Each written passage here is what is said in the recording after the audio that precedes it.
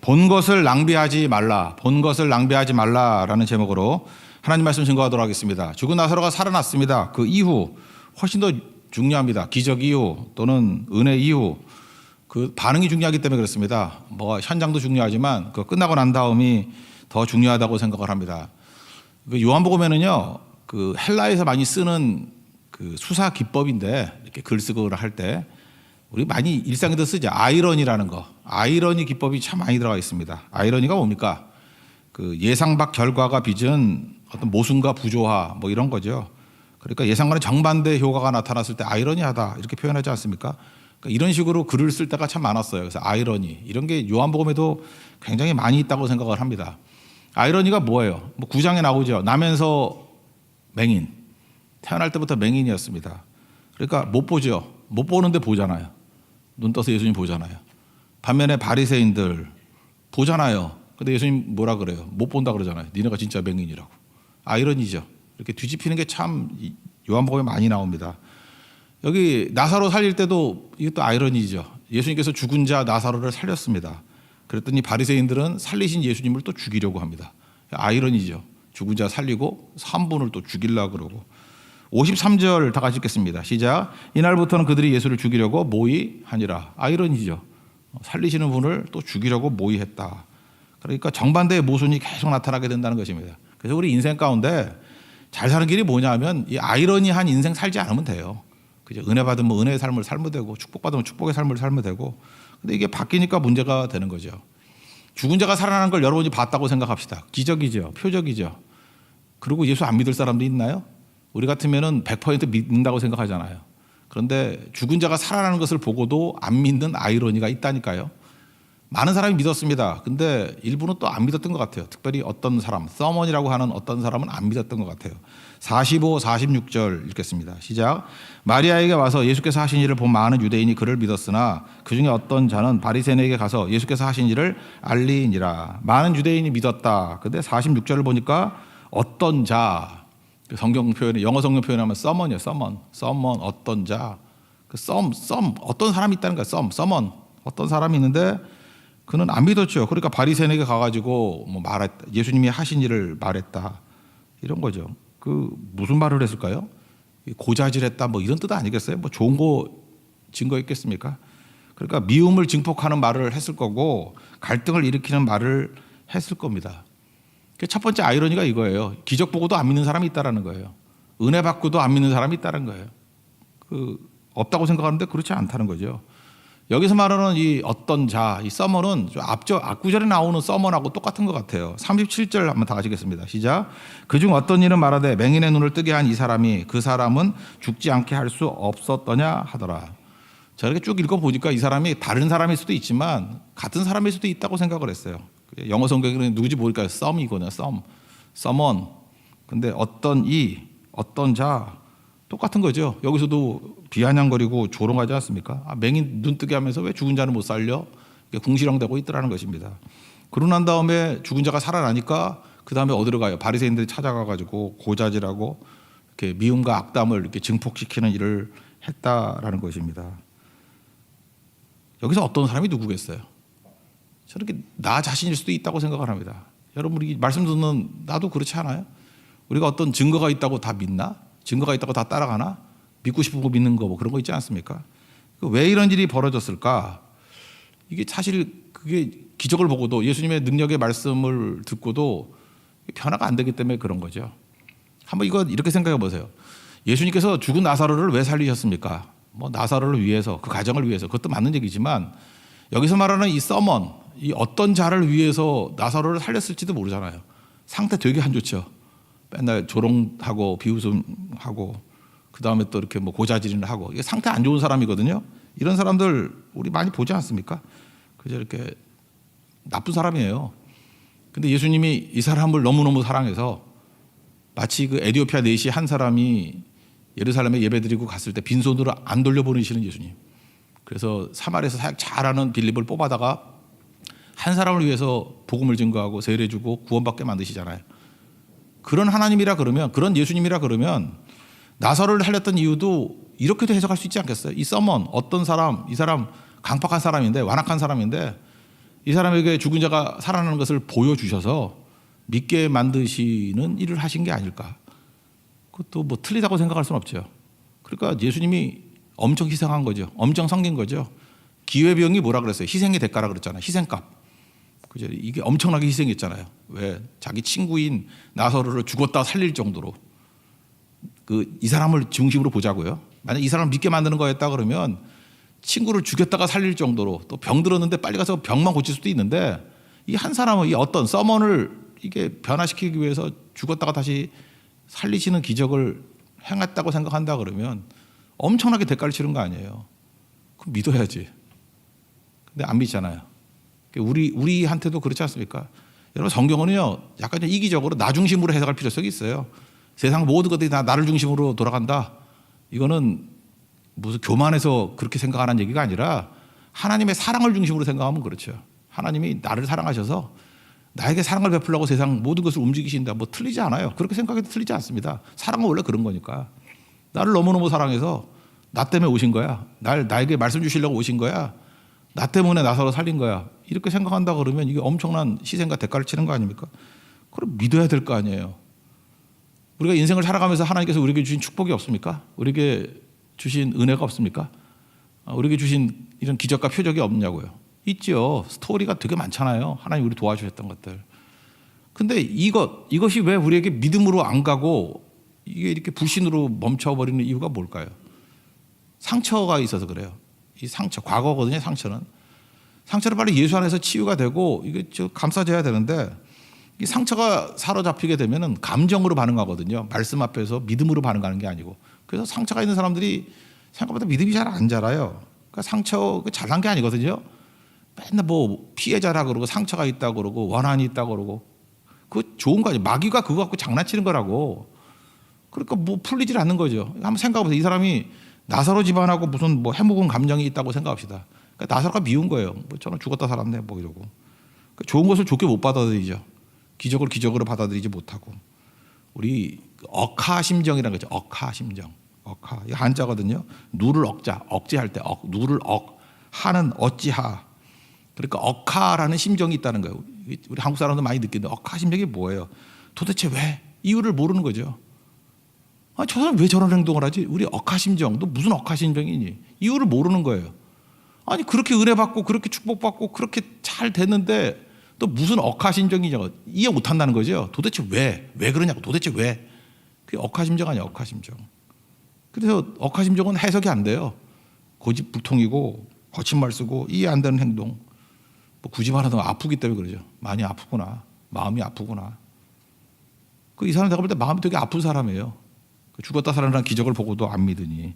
그러니까 문제가 되죠. 상처 때문에 이래요. 여러분들 지금도 그래요. 그러니까 하나님께서 여러분 놀랍게 쓰시기를 원하시는데 요셉보다 상처 많이 받은 사람이 있어요. 뭐 형들에게 팔려가고 노예되고 아줌마한테 속아서 감옥 가고. 근데 거기 상처 없잖아요. 믿음 안에서 무슨 상처가 있어?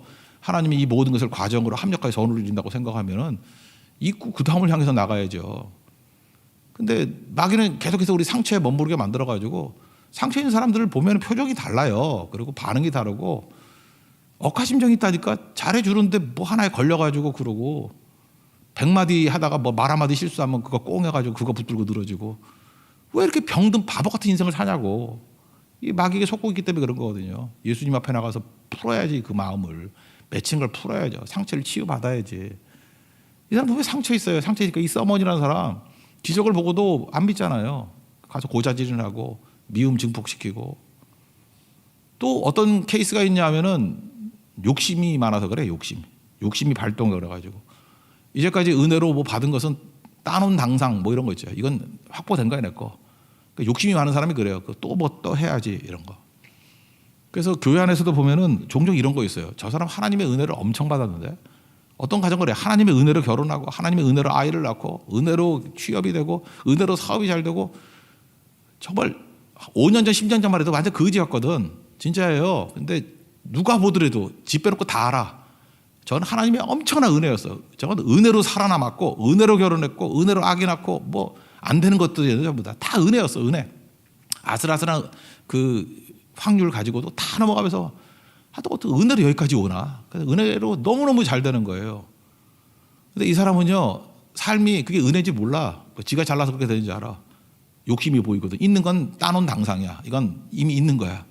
없는 거 따지겠다고 또 뭐 딴 거 기웃거리고요. 그러니까 있는 거 떠나가는 걸 뭐라 그래요? 뭐 자기는 떠나간다 그러지만 배신이지. 이제까지 은혜의 끈들을 다 끊어버리고 배신해버리고 욕심을 부린다고. 그래서 그냥 망하죠. 얼마나 안타까운지 알아요? 저런 바보 천치가 다 있나. 그래서 여러분들 기본으로 우리가 그냥 능력으로 살는 방법이 뭐냐? 은혜 잊지 않는 거예요. 우린 그러죠. 은혜를 잊을 사람이 누가 있어. 그런데 많이 잊어버려요. 그러니까 기본 이상의 인생을 살기 위해서는 은혜만 잊지 않아도 기본 이상의 인생을 살아요.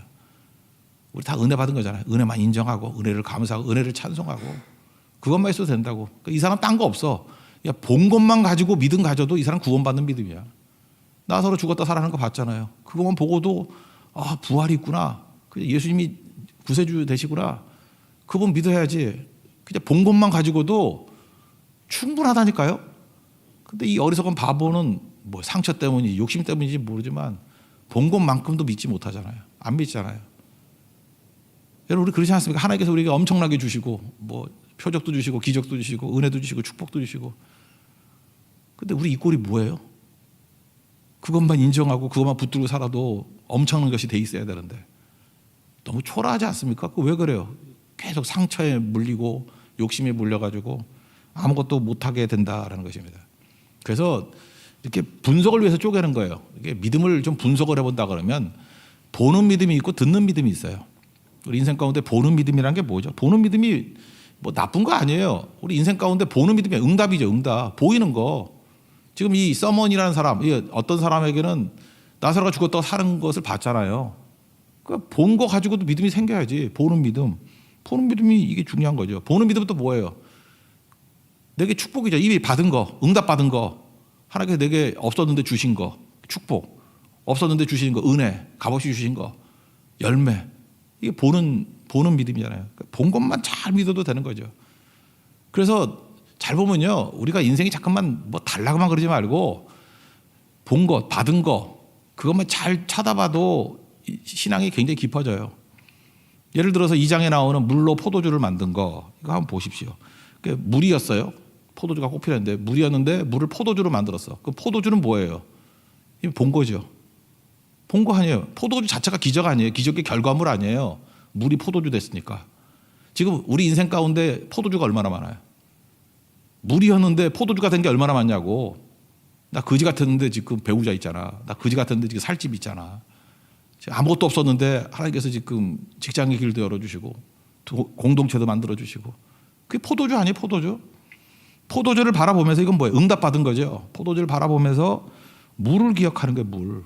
아무것도 없었던 거. 내가 물이었는데 포도주로 가득 차 있네. 그럼 뭐 찬송이 나오고 감사가 나오고 그것 때문에 응답 때문에 더 믿음이 굳건해지겠죠. 나 물이었는데 포도주 만드셨어.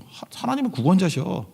살아계신 하나님이야. 그러니까 미래에 대해서 걱정할 게 뭐 있어요. 물로 포도주를 만들던 물증이 있는데 그럼 또 다른 문제를 가지고도 또 포도주 만들어 주시겠지. 그래서 보는 믿음이 중요한 거라고. 보는 믿음. 보는 믿음. 그러니까 다 볼 줄 알아야죠. 내 앞에 이루어지지 않은 물이 있어요. 또 다른 새로운 물.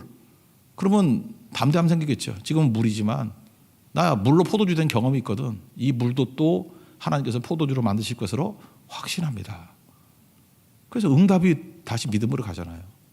그래서 보는 믿음, 이거는 응답의 믿음이에요. 응답 받은 거. 또 다른 말로 하면 은혜 받은 거, 축복 받은 거, 본 것 다 동의한데 본 거예요. 본 거. 본 것만 가지고도요. 충분합니다. 굉장히 많은 것들을 이룰 수 있다라는 것입니다. 그러면 사실은 이 본 것만 가지고는 힘든데 이유가 뭐냐? 믿음의 기초 틀, 기본 틀은 보는 믿음이 아니고 듣는 믿음이에요.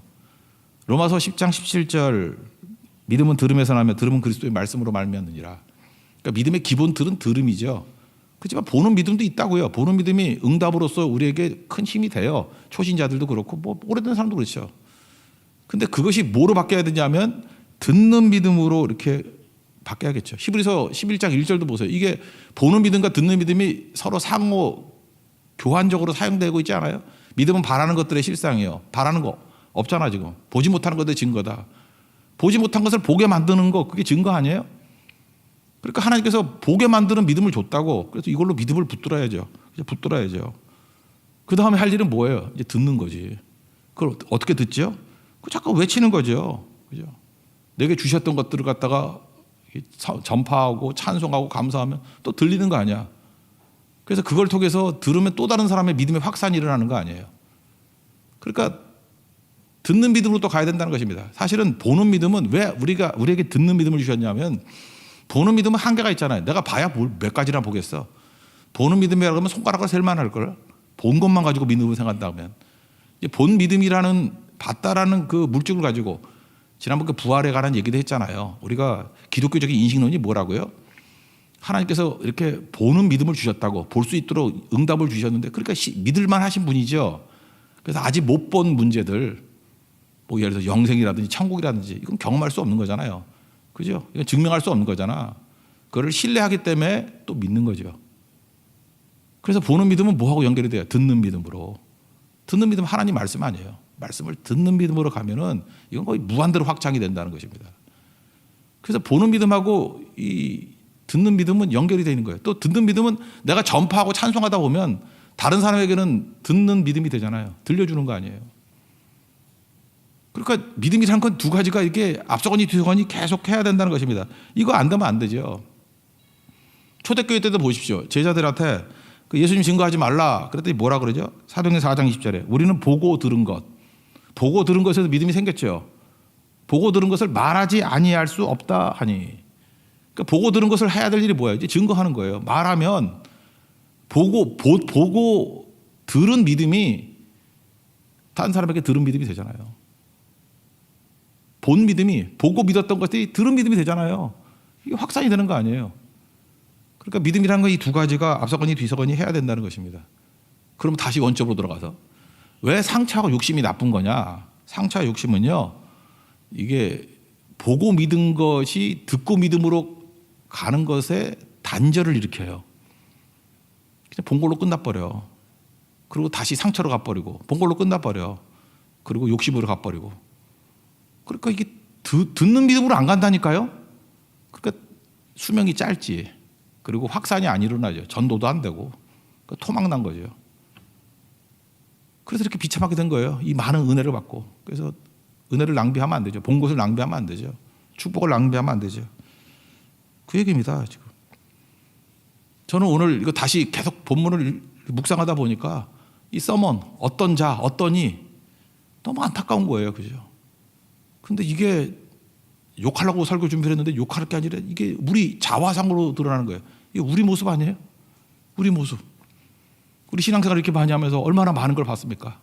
보는 축복 받았잖아요. 봤잖아요. 부흥도 보고, 뭐 성교의 능력도 보고, 하나님 살아계심도 보고, 부활의 능력도 보고 다 봤는데 거기서 멈추잖아요. 이거 뭐예요? 다시 그 더러운 상처에 매여가지고 또 욕심 그렇게 버리라는 거. 그지? 육신의 정욕, 학습된 정욕인 안목의 정욕, 이생의 자랑. 그 단절이거든요. 그게 마귀는 그거에 단절시키는 거예요. 더 못 가도록. 그래서 듣는 믿음으로 못 가는 거예요. 들려주지도 못하고. 오늘 나사로 사건에서 마지막 이 마무리 짓는 부분에서 이 서먼이라는 이름 모를 그 사람, 이름 모르는 그 남자 같죠? 이게 나일 수 있다는 서먼이 나라는 거. 그 썸이 나예요. 나라는 생각을 갖고 본 것을 듣는 믿음으로 연결시키고 축복과 의대를 낭비하지 말고 이렇게 전파하는 것으로 확장시키는 것으로 그걸 믿음화시킬 수 있는 하나님의 거룩한 종 되기를 바랍니다. 그래서 우리 성도들 오늘도 기도했습니다. 하나님 보는 믿음이 듣는 믿음으로 이렇게 하나 되게 해 주옵소서. 그러니까 들은 믿음은 반드시 들은 거 가지고는 응답이 있어야 될 거 아니에요. 기도해서. 그죠? 바라는 것들 실상이 되도록 그러면 보는 믿음이 되잖아요. 또 하나님께서 보는 믿음을 주시면 보는 믿음을 가지고 계속해서 감사, 전파, 전도하면은 이게 듣는 믿음이 되잖아요. 그러니까 내가 어디에 머물러 있든지 간에 그 상대편을 향해서 이렇게 나아가서 이 보는 믿음과 듣는 믿음이 하나가 된다 그러면 제가 지금 분석용어로 얘기하는 거예요. 이걸 갖고 내 행동에 좌표가 된다 그러면은 다시 불타는 믿음이 될 것입니다. 절대로 낭비하지 않는 하나님의 능력의 종이 될 것입니다. 여러분 모든 본 것들이 하나님의 믿음으로 굳건하게 서는, 역사하는 믿음으로 서는 종들 되기를 축원합니다. 예, 그 다음 두 번째 토픽은 요거까지만 살필게요. 인간의 악한 계략이 하나님의 뜻을 이룬다는 것입니다. 여기 보니까 뭐 악한 자들은 악한 일을 하는 거죠. 이것도 좀 개인적인 차원에서 한번 보자고요. 여기 지금 대제사장 가야바 뭐 이 사람 입장에서 보는 게 아니라 이걸 거대 악이라고 보자고. 거대 악으로 보면 거대한 힘을 가지고 있는 악이 언제나 있잖아요. 그 배후의 악한 마귀가 역사하는 거대 악이 있습니다. 거대 악의 특징이 뭐예요? 자기 멋대로 행한다고. 그럼 우리는 답답하죠. 하나님 살아계십니까? 저 악한 놈이 지멋대로 저렇게 설쳐대고 이게 말이 됩니까? 저거 왜 놔두십니까?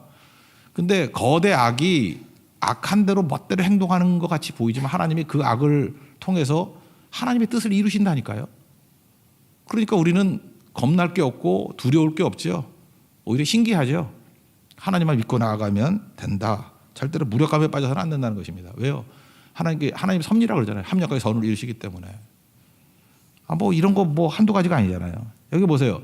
그 제사장하고 바리새인 이런 사람들은 기득권을 지키려고 예수님을 죽이려고 하잖아요. 이들의 구호는 되게 멋있는데 구호하고 본심하고 다르죠.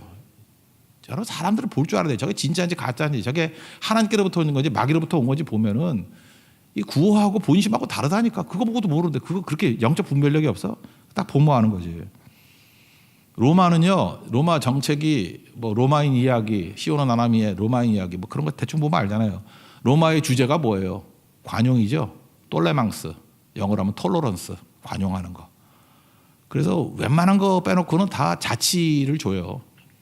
그러니까 뭐 세금만 잘 내면 돼. 세금 내는 거 도전하면 작살내고 또 하나 황제에게 도전하면 작살내고 두 가지 빼놓고는 세금만 잘 내고 황제에게만 복종만 잘하면 절대 안 건드려. 그게 로마 정책이에요. 관용, 똘레망스라는 거. 그죠? 그렇게 했다고. 그러니까 유대에 와서도 그랬겠죠. 그러니까 종교나 문화에 관해서는 자치권을 줬다고.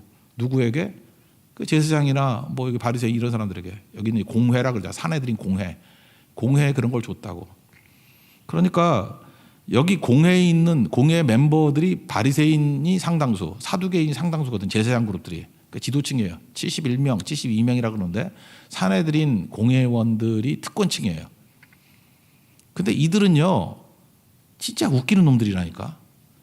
기본적으로는 자기들의 권력이 어디서 나와요? 로마로부터 나와.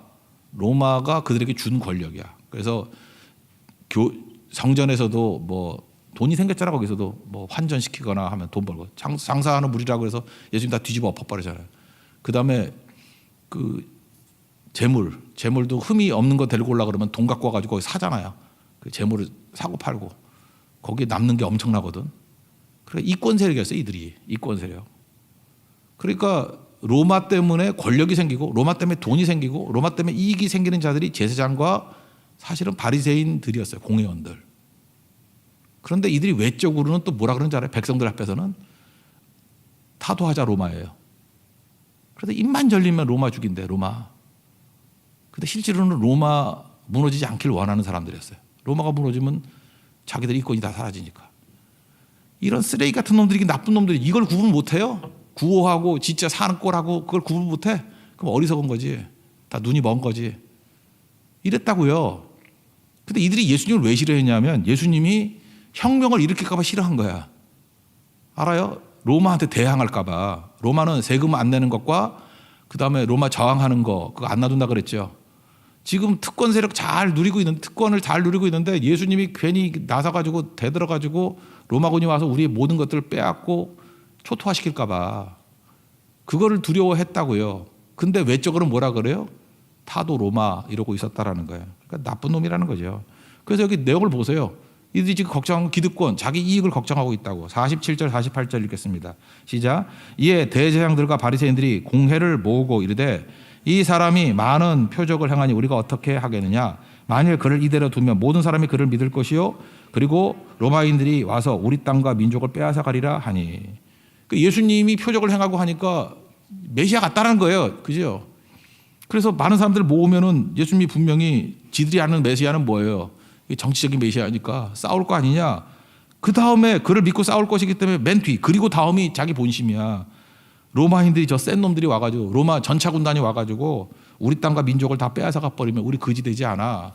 그러니까 실제로는 민족을 걱정하는 거예요. 자기 이권을 걱정하는 거예요. 이권을 걱정하고 있더라. 이런 겁니다.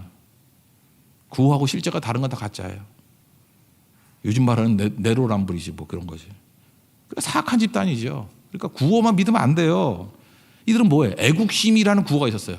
타도 로마, 유대인의 나라, 우리의 하나님의 나라, 뭐 유대인의 나라의 이름이 이때십니까? 뭐 이러는 거. 그 제자들은 좀 하류층들이니까 모자란 놈들이나 본심이었지.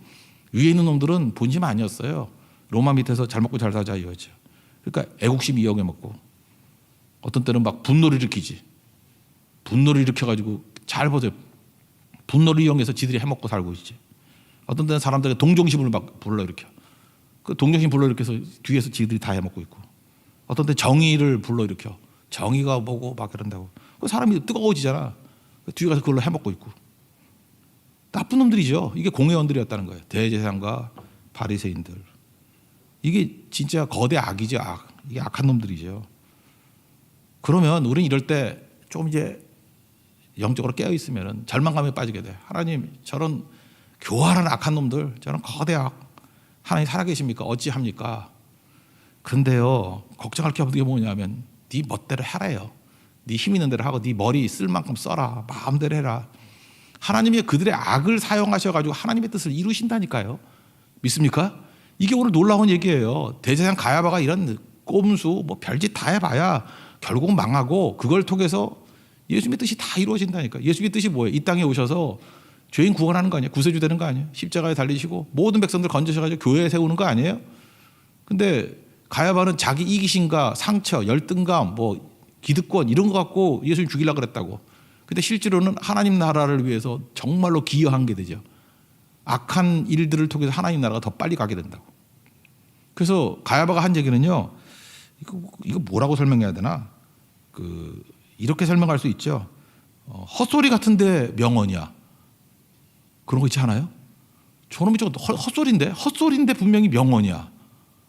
오히려 내가 볼 때 베드로보다도 더 정확히 표현한 것 같고 뭐 요한보다도 헛소리 같은 명언 한번 읽어봅시다. 이거 다 진리 말씀 아니에요? 이게 가야바가 얘기 안 했다 그러면 진짜 하늘의 음성이지. 50절과 50절 한번 읽어봅시다. 시작. 한 사람이 백성을 위하여 죽어서 온 민족이 망하지 않게 되는 것이 너에게 유익한 줄을 생각하지 아니하노다 하였으니. 맞지요? 예수님이 한 분 죽어서 온 인류가 산다 그러면 이게 십자가 구원 아니에요. 근데 자기 이익 때문에 예수님 죽이려고 그랬다고. 근데 크게 보면 이게 자기 이익으로 죽이려고 그런 것을 하나님께서 이용하셔서 하나님의 뜻이 이루어지는 거잖아요. 사실은 그 배우의 마귀가 해야 되죠. 마귀 뜻대로 하는 것이 마귀 뜻대로 되는 게 아니에요. 그걸로 하나님의 뜻이 이루어지는 거라고. 겁날 게 뭐가 있냐고.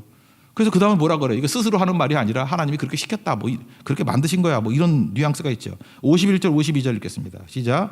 이 말은 스스로 함이 아니요 그 해의 대제사장이므로 예수께서 그 민족을 위하시고 또 그 민족만 위할 뿐 아니라 흩어진 하나님의 자녀를 모아 하나가 되게 하기 위하여 죽으실 것을 미리 말함이러라. 봐라, 악한 놈의 입술을 통해서도 하나님의 뜻 다 말하게 된다. 그런 뜻이죠. 흩어진 하나님의 자녀를 모아 하나가 되게 하는 것. 저는 이 말씀을 보면서 이제 뭐 걱정할 게 하나도 없더라고요. 그 악한 자들 뭔 짓을 해봐라. 뭔 장깨를 써봐라. 뭔 꼼수를 다 해봐라. 악한 자의 뜻대로 안 돼요. 그 꼼수, 그 이상한 짓들 다 하는 걸 통해 가지고 결국은 예수님의 뜻이 이루어지고 하나님의 뜻이 이루어진다고. 이게 악한 꾀잖아, 꾀. 아짜트라는 거. 이게 꾀거든, 꾀. 꾀를 가지고 하나님의 뜻이 이루어지게 된다는 것입니다. 이게 놀라운 일이죠. 교회는 이런 일을 해야 된다고, 이런 일. 그래서 지금 우리 인생 가운데도 보면 뭐 악한 마귀가 뭐 문화를 가지고 교회를 공격하기도 하고 어떤 때는 우리에게 뭐 유혹하기도 하고, 그죠? 어떤 세력을 가지고 공격하기도 하지만 세상이 다 그런 거 아닙니까, 세상이? 세상에 뭐 말 들어보면 말은 다 그렇다잖아요. 근데 그게 아니라는 걸 깨닫게 됐을 때 저거 뭡니까? 그러지만 결국은 하나님께서 그걸 활용하셔서 최종 승리하신다는 거예요. 그래서 환경과 조건 가지고 절망할 필요가 전혀 없다는 것입니다. 예증 몇 개. 사도행전 8장 핍박이 왔습니다. 핍박 좋은 거예요, 나쁜 거예요? 나쁜 거죠. 핍박하는 자 좋은 놈이에요, 나쁜 놈이에요? 나쁜 놈이죠. 근데 핍박을 통해서 흩어지잖아요. 흩어진 민들레 홀씨처럼. 노래 부르고 싶네. 민들레 홀씨처럼 막 흩어지잖아. 나쁜 건지 알았더니 결국은 마귀는 인건비만 들고 유익은 하나님 나라가 다 얻어요. 그죠? 확 퍼진다고. 그거예요. 지금 인간의 계략이 하나님의 뜻을 꺾지 못해요. 오히려 인간의 계략이 하나님의 뜻을 이룬다고. 또 하나 뭐 바울의 체포 같은 거. 바울이 여기 뒷부분 사도행전 20장 넘어가 보면은 예루살렘에 가면은 체포된다. 알면서도 가잖아요. 목숨 걸겠다. 근데 체포됐기 때문에 바울을 죽이지 않으면 밥도 안 먹겠다 그러는 자들이 40명 있었다며. 테러리스트들이 40명 있었대요. 있었으면 만약 안 잡혔으면 죽었어. 감옥에 들어가니까 못 죽이잖아요. 기치고 있으니까. 그리고 하나님께서 바울의 기도의 응답으로 로마를 보내주기를 원하셨죠. 국비로 가잖아요. 국비. 돈 하나 안 들이고. 국비로 로마까지 가잖아요. 그게 이게 바로 뭐예요? 악한 모든 계략이 하나님의 뜻을 이루는 데 다 사용되잖아요. 개별적으로는 다 악이에요. 악 소리가 나. 악. 온통 악이야. 근데 끝나고 나니까 하나님의 뜻이 이루어지는 거예요. 요셉의 고난도 그런 거 아니에요? 형들이 판 게 악이지요. 안 그래요? 보디발의 아내 거짓말한 게 악이지요. 그다음에 감옥에 있었을 때 술 맡은 가는이 잊어버린 것도 그것도 뭐 큰 악은 아니지만 악이지요. 왜 은혜를 잊어버려? 악이죠. 온통 악으로 연속이 되는데 하나님께서 그 악을 이용하셔서 정확한 타이밍에 또 깨우치잖아요. 꿈꾸게 만들고 바로왕 또 기억을 하게 만들고 아마 코로나 걸렸었는가 봐. 술 맡은 가는이 다 잊어버리고 있다가 그때 또 기억이 났어. 그러니까 하나님이 필요할 땐 기억도 넣어줘요. 잊지 말라고. 그래서 너무 잠깐 잊어버린다고 걱정할 것도 없어. 쓸데없는 거 다 잊어버리고 뭐 넷플릭스 프로그램 뭐 야구 시간 뭐 이런 거 잊어버려도 돼. 근데 정확할 때 하나님이 필요한 것도 기억나게 해주신다고. 그래서 악을 통해서 하나님의 뜻이 이루어지게 되더라. 그래서 형들 만나고 난 다음에 창세기 45장 5절에서 이렇게 얘기하잖아요. 나 팔았다고 너무 걱정하지 말라고. 한탄하지 말라고. 하나님이 생명을 구원하시려고 당신보다 나를 먼저 보냈다고. 이게 선이라고. 하나님께서 50장 같은 데 보면 20절에 악을 선으로 바꾸셨다고. 이게 하나님이 하시는 일이라는 거예요. 그래서 오늘도 이 말씀을 통해서 또 보여주는 게 무엇입니까? 이게 초대교회 상황에서 볼 때 이 가야바라는 대제사장의 권력과 사내들이라는 권력은 어마어마한 권력이거든요. 근데 그 어마어마한 권력이 악한 권력이야.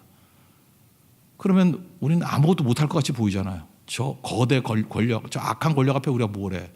근데 지멋대로 하는 거예요. 근데 하나님의 뜻은 다 이루어져요. 우리 그걸 믿어야 됩니다. 믿습니까? 주께서 보호하시면 뭐 다 합력하여 선을 이루게 된다라는 것입니다. 그러니까 그걸 뭐라 그래요? 또다시 아이러니죠. 아이러니. 묘하네. 악이 팽배한데 주님의 뜻은 더 잘 이루어지네. 그러니까 요한복음의 기법이 다 아이러니라니까. 찬송가 373장 그 2절 보니까 큰 물결이 일어난다. 풍랑이 일어난다. 좋을 거 하나도 없죠. 근데 큰 물결, 풍랑이 일어나서 나 쉬지 못한대. 풍랑이라도 어떻게 쉬어? 근데 그 뒷부분이 아이러니죠. 이 풍랑으로 인하여 더 빨리 갑니다. 우리 인생이 그래요. 풍랑 때문에 더 빨리 갑니다. 여기서 할 수 있는 게 뭐예요? 우연한 고난은 없습니다. 오늘도 고난 있은 성도들이 계시죠? 고난은 이유가 있습니다. 의미가 있고 목적이 있습니다. 생명을 얻기 위한 거예요.